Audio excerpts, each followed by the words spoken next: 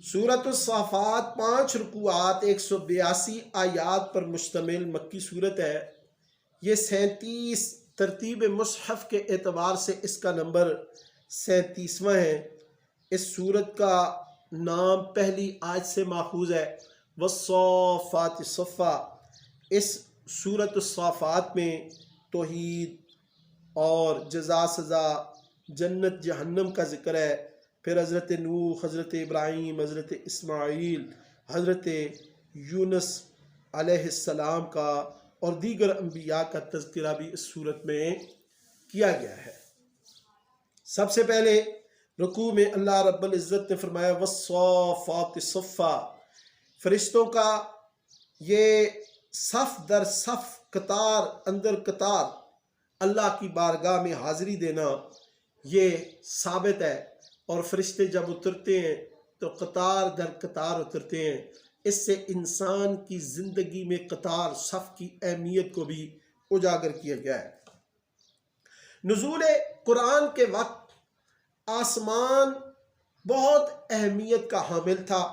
قرآن آسمانوں سے اوپر عرش معلیٰ پر لوح محفوظ سے منتقل ہو کر فرشتوں کے توسط سے زمین پر نبی علیہ السلام کے دور میں اتر رہا تھا، اور اس بات کا امکان تھا کہ شرارتی جنات اور شیاطین قرآن کریم کے بعض کلمات کو لے کر خلط ملط نہ کر دیں، کیونکہ انہیں اس وقت تک ملائے اعلیٰ تک رسائی حاصل تھی۔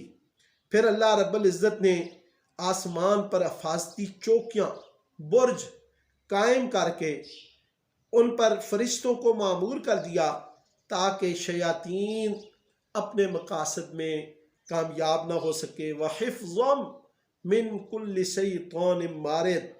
اللہ فرماتا ہے ستارے آسمان کی زینت بھی ہیں اور شیاطین سے حفاظت کا ذریعہ بھی ہے۔ اب کوئی بھی شیطان چوری چھپے آسمان کی طرف چڑھائی کرتا ہے، جانے کی کوشش کرتا ہے، وہاں نقب لگانے کی کوشش کرتا ہے، سننے کی کوشش کرتا ہے، تو شہاب ثاقب اس کا پیچھا کر کے اس کو راہ فرار اختیار کرنے پر مجبور کرتا ہے۔ فَأَتْبَعَهُ شِهَابٌ ثَاقِبٌ۔ سورۃ صافات کے دوسرے رکوع میں اللہ رب العزت نے آخرت میں جزا اور سزا کے عمل کا ذکر کیا، اور اللہ نے اپنے برگزیدہ بندوں کو جنت اور جنت کی نعمتوں سے سرفراز ہونے کا ذکر کیا، اور جو جہنمی ہیں ان کے لیے سخت کھولتا ہوا پانی اور سخت ترین عذاب کی وعیدیں ہیں۔ تیسرے رکوع میں اللہ رب العزت نے حضرت نوح اور حضرت ابراہیم اور حضرت اسماعیل ان کا ذکر کیا۔ حضرت نوح علیہ السلام کے بارے میں اللہ نے فرمایا وَلَقَدْ نَادَانَا نُوحٌ فَلَنِعْمَ الْمُجِيبُونَ، کہ ہمارے بندے نوح نے ہمیں پکارا تو ہم نے اپنے نبی نوح کی بات کو خوب سنا۔ سلام و نوح پر، ہم نے اسے اور اس کے خاندان کو بچا لیا، حضرت نوح کی نسل کو باقی رکھا اور ان کو باقی نسلوں میں بھی یاد رکھا، اور جو بھی قوم ان کی نافرمان تھی ان کو غرق کیا۔ حضرت نوح کے نقش قدم پر چلنے والوں میں ابراہیم خلیل اللہ تھے، جنہوں نے اپنی قوم کو شرک اور بت پرستی سے روکا، وہ نہ مانے تو حضرت ابراہیم خلیل اللہ نے ان کے بتوں کو تباہ و برباد کر دیا۔ انہوں نے اس کے بدلے میں حضرت ابراہیم کو آگ میں ڈالا تو اللہ نے حضرت ابراہیم خلیل اللہ کو فتح عطا فرمائی اور ان کے دشمنوں کو ذلیل کیا۔ پھر ابراہیم خلیل اللہ نے ہجرت کی تو اللہ نے انہیں ایک حلم طبع بیٹا عطا کیا۔ پھر جب وہ بچہ بڑا ہوا تو ابراہیم خلیل اللہ نے خواب میں دیکھا، کیا دیکھا؟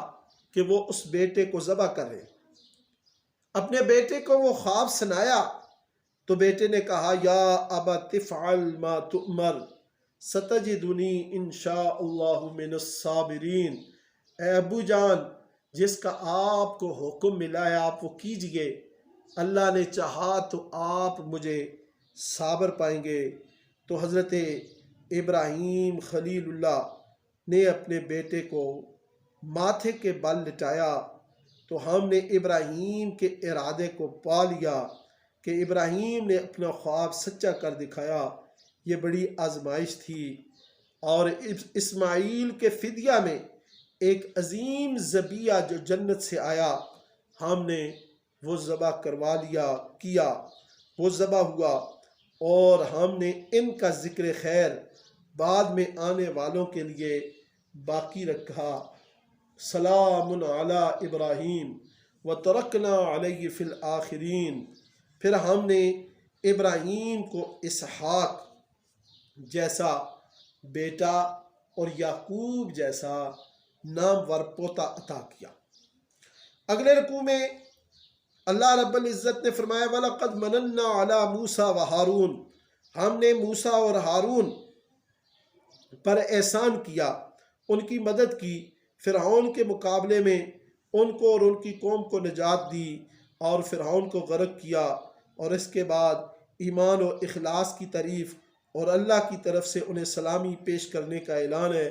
پھر حضرت الیاس علیہ السلام، ان کا ذکر ہے کہ ان کی قوم مشرک تھی، انہوں نے زبردست توحید بیان کی، اور اللہ کی طرف سے انہیں بھی سلام پیش کیا گیا، سلام علی الیاسین۔ پھر حضرت لوط علیہ السلام کی قوم کا ذکر ہے کہ اللہ تعالیٰ نے اس نافرمان قوم کو، بے حیا قوم کو عبرتناک انجام سے دوچار کیا۔ 5ویں رکوع میں سورۃ الصافات کے 5ویں رکوع میں اللہ رب العزت نے حضرت یونس علیہ السلام کا واقعہ بیان کیا ہے۔ اللہ نے فرمایا وَإِنَّ يُونُسَ لَمِنَ الْمُرْسَلِينَ، یونس علیہ السلام بھی رسول تھے، وہ اللہ کے حکم سے پہلے اپنی قوم کو چھوڑ کر ہجرت کر بیٹھے، وہ ایک بری ہوئی کشتی میں سوار ہوئے، اور کشتی ہچکولے کھانے لگی، قرآن اندازی ہوئی، تو ہر بار حضرت یونس کا نام نکلا، ان کو دریا میں پھینک دیا گیا۔ جب وہ دریا میں گئے تو اللہ کے حکم سے مچھلی نے ان کو لقمہ بنا لیا، اور اللہ فرماتا ہے وہ ہمیں یاد نہ کرتے تو ہمیشہ مچھلی کے پیٹ میں رہتے۔ حضرت یونس علیہ السلام کی مچھلی کے پیٹ کے اندر جو تسبیح تھی وہ یہ تھی، لا الہ الا انت سبحانک انی کنت من الظالمین، اے اللہ تیرے سوا کوئی معبود نہیں، تو پاک ہے، میں نے اپنی جان پر ظلم کیا۔ پھر ہم نے یونس کو بچا لیا، اور 1,00,000 سے زائد آدمیوں کی طرف رسول بنا کر بھیجا۔ پھر اللہ فرماتا ہے یہ مشرک فرشتوں کو اللہ کی بیٹیاں کہتے ہیں، یہ انہوں نے کتنا غلط فیصلہ کیا۔ خدا اور جنوں کے درمیان یہ مشرک رشتہ داریاں قائم کرتے ہیں، یہ کتنا غلط فیصلہ کرتے ہیں۔ اللہ ان کی ہر ایسی بری بات سے، ہر شرک سے پاک ہے۔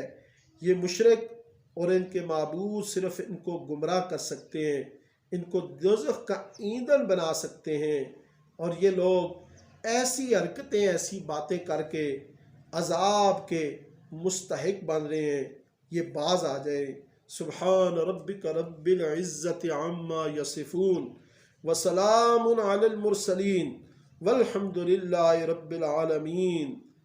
تیرا رب ان باتوں سے پاک ہے جو وہ کافر اور مشرک کرتے ہیں، رسولوں پر سلام ہو، تمام تعریفیں اللہ کے لیے ہیں۔ حضرت مولا علی نے فرمایا کہ جو شخص یہ چاہتا ہے کہ اس کا ثواب قیامت کے دن بڑے ترازو میں تولا جائے، وہ ہر مجلس کے اختتام پر ان 3 آیات کی تلاوت کرے، سبحان ربک رب العزت عما یصفون وسلام علی المرسلین والحمد للہ رب العالمین۔